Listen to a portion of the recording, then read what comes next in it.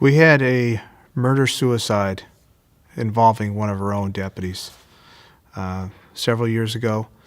This incident was absolutely shocking to everybody involved. There's a lot of confusion. Everyone had their own different way of processing it, and there was no uniform way to really understand how to cope with what was going on. The age-old question of why did this occur will always be there, and I don't believe we'll ever have an answer as to why. But one of the things that we felt we needed to do was to really care for one another and really understand how it affected everybody in a different way.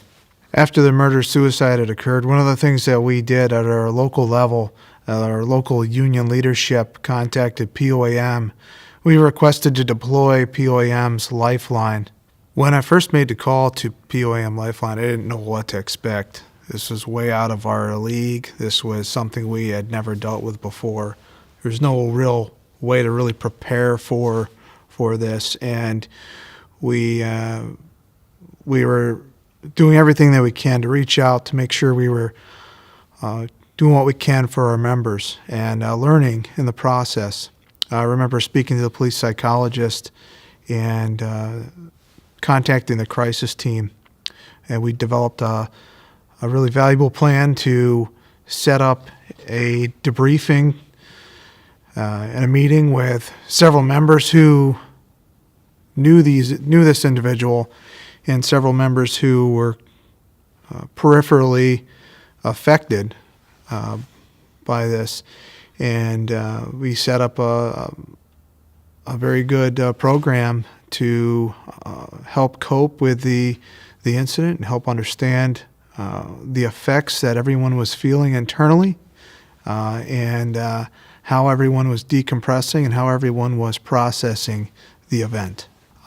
When this event occurred, I remembered vast amounts of emotions all across the workforce, all across our membership. People were mad, people were angry, people were shocked, frustrated, all the words that you could think of. But one that really stood out and that was very fitting for the event, for being a murder-suicide, was betrayal.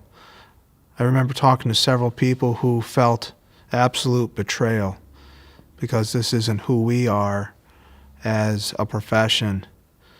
Clearly, this member was dealing with some deep, dark demons that none of us knew, and it's really easy for us to all say, wish we could have seen that. But at the end of the day, what ultimately wound up happening was just a horrendous, heinous act that none of us can accept and feel any sorrow for. The sense of betrayal was not that he had his own dark demons that he was dealing with, because any one of us would have stood up to help him with that if he had reached out. The betrayal is that he went against everything that we stand for as police officers and committed murder and then killed himself.